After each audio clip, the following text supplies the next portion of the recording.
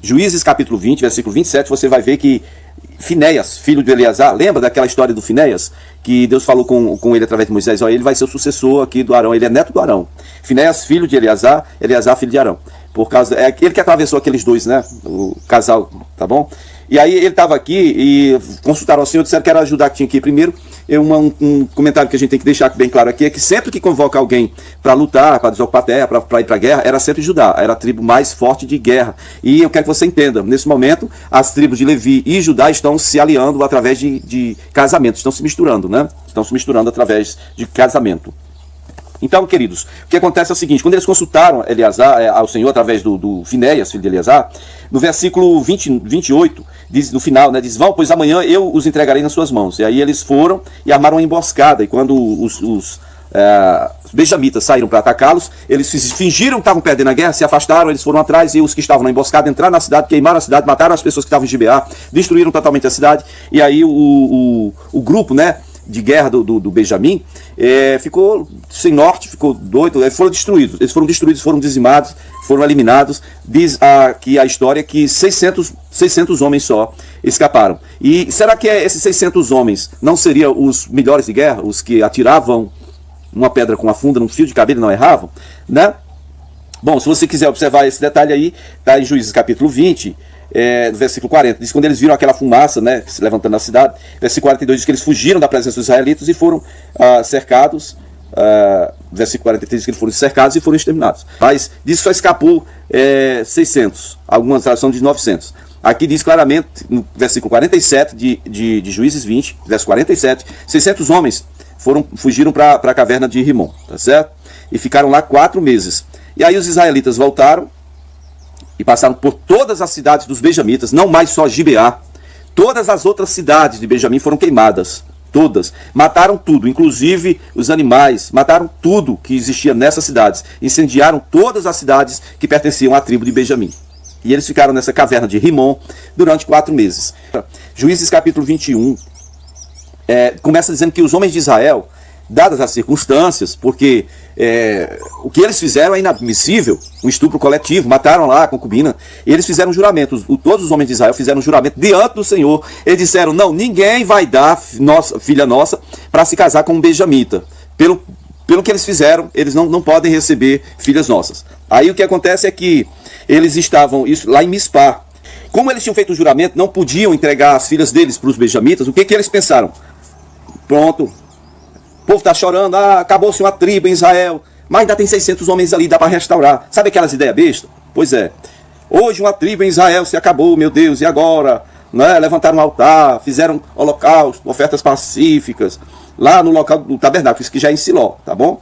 Isso aqui foi durante os 4 meses que eles passaram lá na caverna de Rimon. Todas as cidades deles foram destruídas. E isso eu estou falando da tribo do Eude.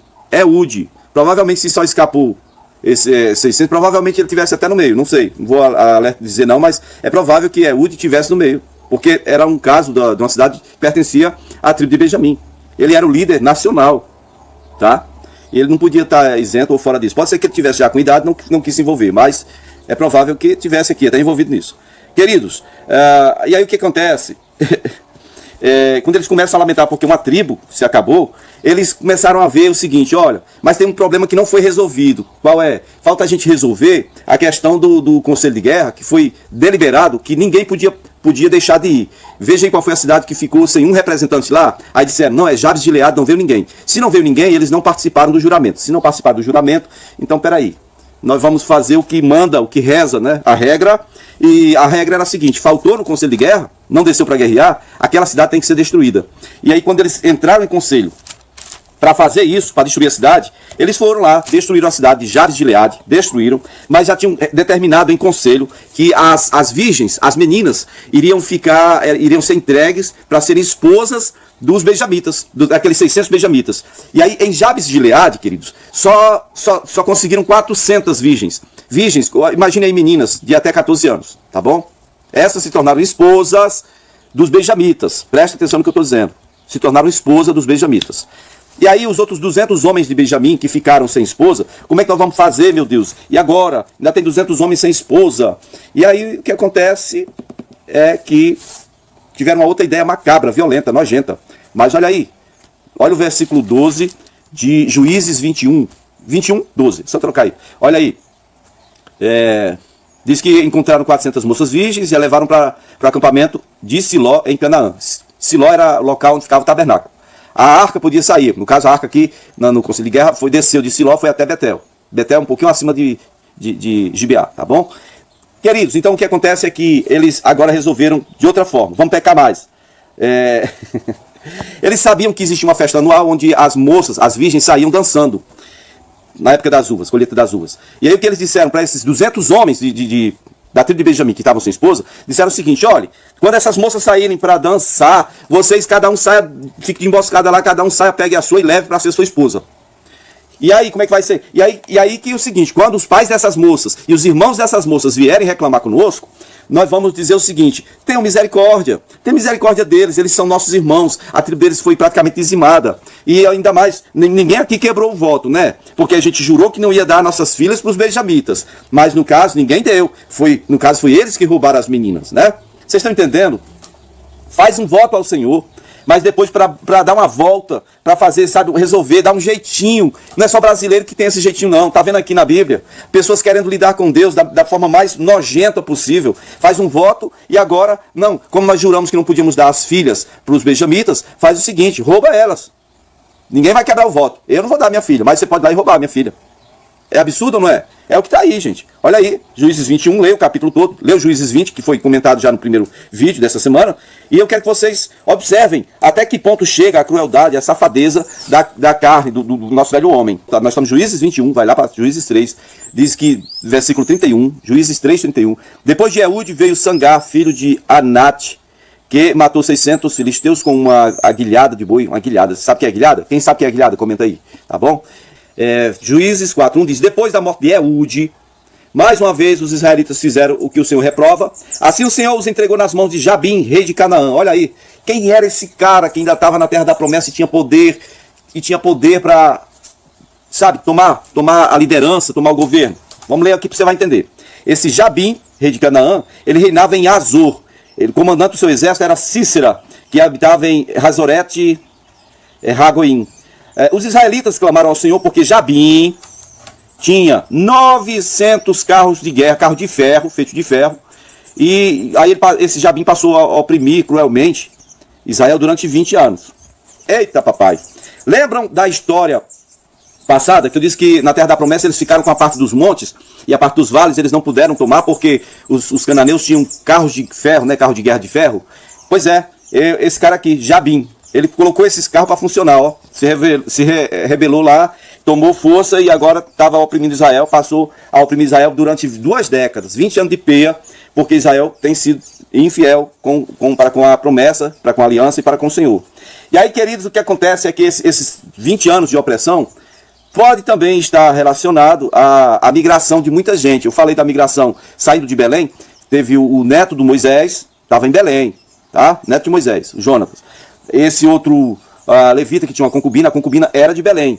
E agora, na época desse juiz, Sangar, nós vamos começar a ver sobre a história da Ruth e Noemi.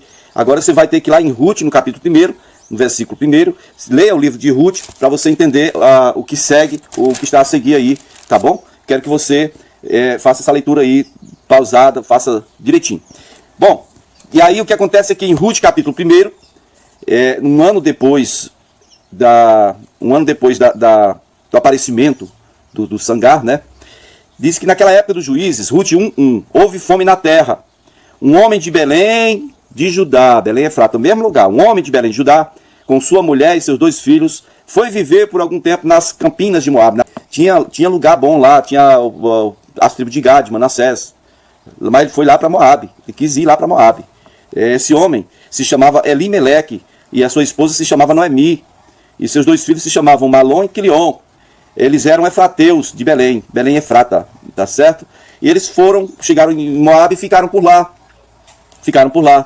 E aí o Elimeleque morreu, marido da Noemi, aí ela ficou sozinha, viúva lá com os 2 filhos. Aí eles se casaram com 2 mulheres moabitas, o que é extremamente proibido. Lembra que o sumo sacerdote aqui, ó, que eu mencionei agora, o neto do Arão, tinha atravessado não um casal, foi por causa disso, tomar mulheres moabitas para serem suas esposas. Mas aqui tem uma exceção à regra, porque um deles aqui, diz aqui, o versículo 4 de Ruth, né?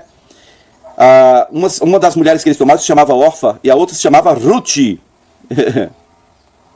Passou-se uma década, passou-se 10 anos, esses rapazes morreram também. Os filhos da Noemi morreram.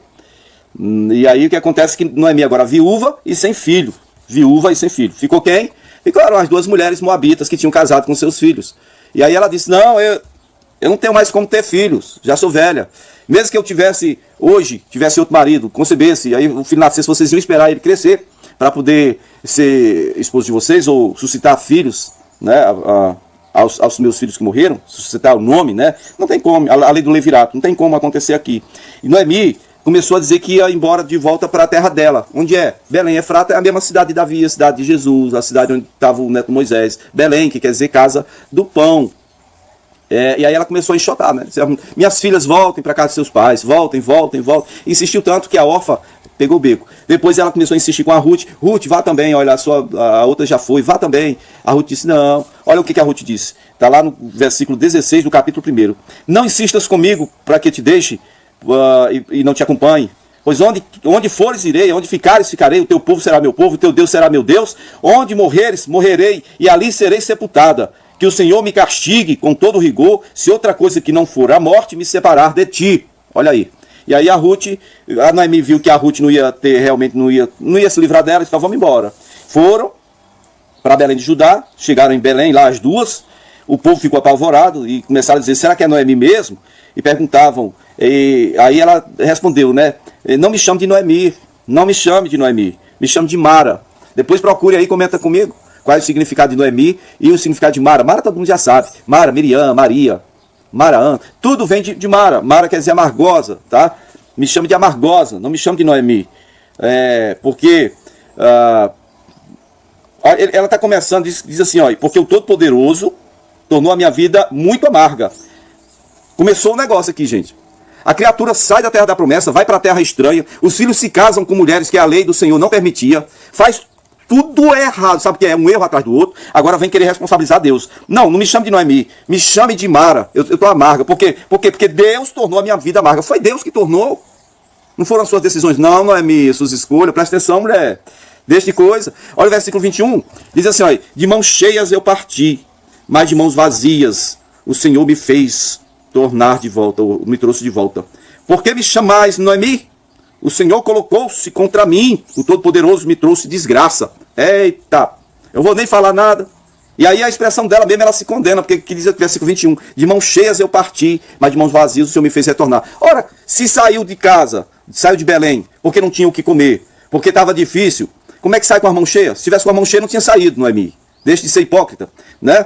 Não, saiu porque estava apertado, mas orou a Deus para saber se devia sair, orou a Deus para saber se podia sair e para onde poderia ir. Tomou o rumo, não orou a Deus, não pediu conselho, tomou o rumo ignorado lá, o rumo mais ordinário possível, foi para as Campinas de Moabe, tá bom? Campinas de Moabe, lá no localzinho que logo gostava, lá próximo, né? Porque Sodoma e Gomorra já não existe, mas tem as Campinas do lado ocidental, onde provavelmente Sodoma e Gomorra está fundado, tem as do lado oriental, era do lado oriental, terra de Moabe, onde eles foram.